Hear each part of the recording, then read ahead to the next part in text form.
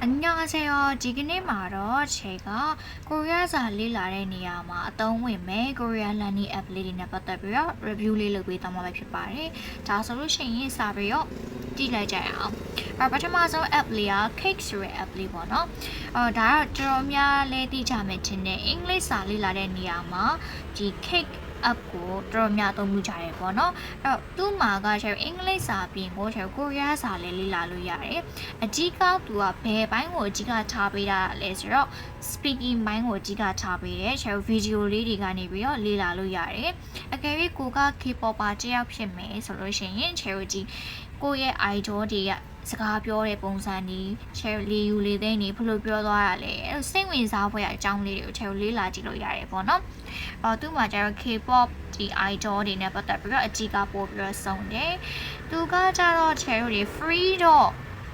တိတ်ပြီးတော့ free တော့သုံးပြီးလို့တိတ်တော့အဆင်မပြေဘူးပေါ့နော်သူကတစ်နေ့ကို share တို့ကိုဒီ heart 9ခုပဲပြရတော့ကြာမလို့ share တို့က heart ကိုသုံးပြီးတော့ video တွေကြည့်ရတယ်အဲ့ဒီတော့ share တို့ကfree ရတာဆိုတာက9ခုပဲရလိမ့်မယ် video 9ပုဒ်ပဲရလိမ့်မယ်အကယ်၍ကိုက premium ဝယ်မယ်ဆိုလို့ရှိရင်တော့ premium ဝယ်ချမယ်ဆိုလို့ရှိရင်တော့ခြေဒီ video တွေ plus only ဆိုတဲ့ video တွေကိုခြေလေ့လာလို့ရတယ်ကိုရီးယားစာကိုမာရာဂီပိုင်းပေါ့နော် speaking ပိုင်းလေ့လာခြင်းတဲ့သူတွေအတွက်ဆိုလို့ရှိရင်ဒီ cake ကအဆင်ပြေတယ်အထူးသဖြင့် K-popper တွေနဲ့ဆိုလို့ရှိရင်ပို့ပြီးတော့အဆင်ပြေတယ်ပေါ့နော်အဲ့တော့premium ဝယ်ဖို့ထိုက်တန်ပါတယ် premium ဝယ်ရတကယ်ကိုတန်မဲ့ app လေးပေါ့နော်သုံးရတာတန်တဲ့ app လေးပါfree နေနဲ့ဆိုလို့ရှိရင်တော့ချက်9ပုတ်ပေးရမယ်ပေါ့နော်ကိုကအကယ်၍ premium လေးဝယ်ချင်တယ်ဆိုလို့ရှိရင်တော့ဝယ်ပြီးတော့လေးလာလို့ထိုက်တန်ပါတယ်ဒီ app ကကြတော့ Korea စာလေးလာဖို့အတွက် worthy ဖြစ်တယ်ပေါ့နော်နောက်တစ်ခုကကြတော့ချက် Duolingo အဲ့တော့အများအကြောင်းသားတွေဂျာမှာရေးပန်းစားတဲ့ app လေးပေါ့နော်မသိရသူမရှိတဲ့ app လေးပေါ့ဘာသာစကားလေးလာတဲ့လူတွေရဲ့ဂျာမှာမသိရလူမရှိလိုက်တဲ့ app လေးအဲ့တော့ Duolingo မှာကျတော့ဘာသာစကားကြီးအများကြီးလေ့လာလို့ရတယ်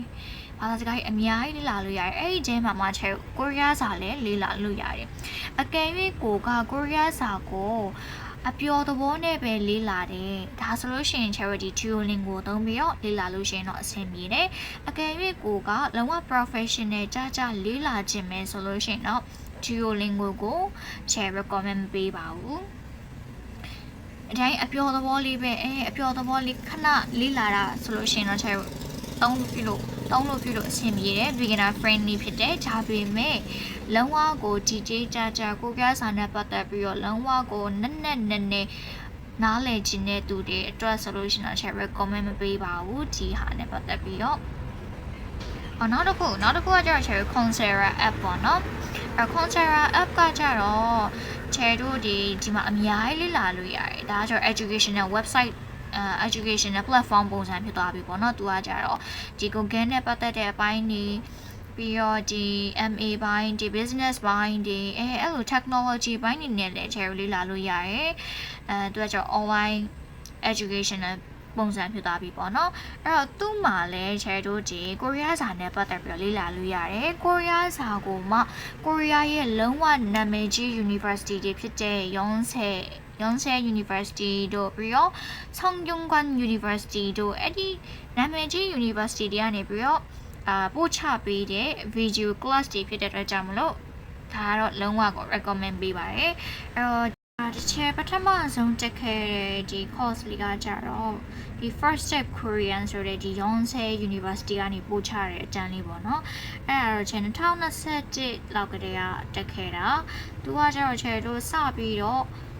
course တွေစပြီးတော့ဖွင့်တဲ့အချိန်ကဆိုတော့ဒီ course ကို free ပေးရတယ်ပေါ့နော် free တက်လို့ရတယ် free တက်ပြီးသွားရင်ခြေတို့ဒီစာမေးပွဲလေးတစ်ခုဖြေပြီးသွားလို့ရှိရင် certificate လေးလည်းပေးတယ်အခုကတော့ certificate ပေးမပေး free ရမရခြေတဲ့တေချာမပြောတတ်တော့ဘူးပေါ့နော်အဲ့တော့ဒါတော့ basic အပိုင်းပေါ့နော်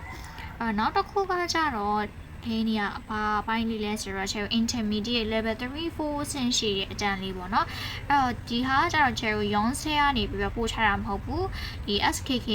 Songyungkwan University ကပို့ချတာဖြစ်သွားပြီသူကကြတော့ Cherry တို့ကို free မပေးတော့ဘူး share တက်ကလေးကလည်း free မပေးတော့ဘူးသူကကြတော့ Cherry တို့ကိုဒီ fee လေးသတ်မှတ်ထားတယ်အကယ်၍ကိုက fee မတက်နိုင်တဲ့သူဆိုလို့ရှိရင် financial aid လျှောက်လို့ရတယ်ပေါ့နော်scholarship လိုပုံစံလေး financial aid လျှောက်လို့ရတယ်ကိုကဒီငွေကြေးပိုင်းအဆင်ပြေတဲ့သူဖြစ်တဲ့အတွက်ကြောင့်မလို့ဒီ financial aid ကိုလျှောက်ရပါတယ်ဆိုပြီးတော့ဒီစာလုံးကြီးဘယ်လောက်လဲမသိဘူး200လားမသိဘူး150လား200လားမသိအဲ့လိုရေးပြီးတော့ဒီ app channel ကိုတင်ပြပေးရတယ်ပြီးတော့ email ကနေပြီးတော့ကိုအကယ်၍ရ financial aid ပေးတဲ့ခါကြလို့ရှင် email ကနေပြီးတော့ mail လေးလာပို့ရပေါ့နော်ဒါဆိုလို့ရှင်ကိုကတက်လို့ရသွားပြီဒါကကျတော့ free တော့မရဘူးပေါ့နော်နောက်တစ်ခု level 3 4ပြီးသွားတော့ level 5 6ကိုထပ်ပြီးတော့တက်ခဲ့တယ်5 6ပိုင်းကကြတော့ဒီဆောင်ကျုံကွမ် University อ่ะပဲသူကကြတော့ဘာတွေပါလာလဲဆိုတော့ခုန3 4ထပ်ပို့ပြီးတော့ level မြင့်လာတယ်ဘာတွေပါလဲဆိုတော့ AI တွေ technology တွေ